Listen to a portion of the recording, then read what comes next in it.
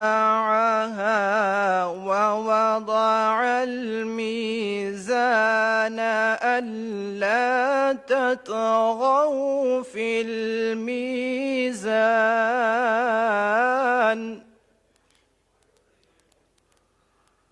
وَأَقِيمُوا الْوَزْنَ بِالْقِسْطِ وَلَا تُخْسِرُوا الْمِيزَانَ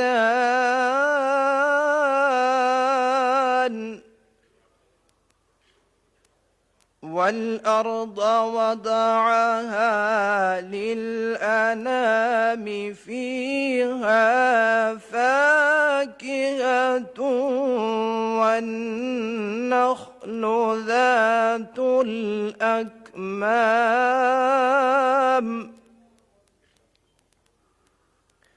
وَالْحَبُّ ذُو الْعَصْفِ وَالرَّيْحَانُ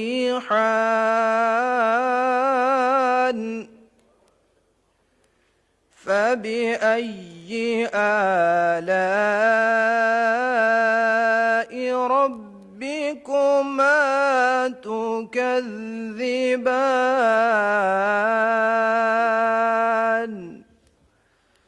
صدق اللہ العظیم۔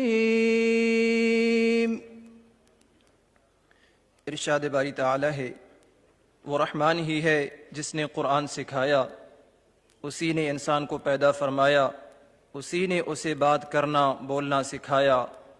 سورج اور چاند اسی کے مقررہ حساب سے چل رہے ہیں، زمین میں پھیلنے والی بوٹیاں اور سب درخت اسی کو سجدہ کرتے ہیں، اور اسی نے آسمان کو بلند کر رکھا ہے، اور اسی نے عدل کے لیے ترازو قائم کر رکھا ہے تاکہ تم تولنے میں بے اعتدالی نہ کرو، اور انصاف کے ساتھ وزن کو ٹھیک رکھو اور تول کو کم نہ کرو۔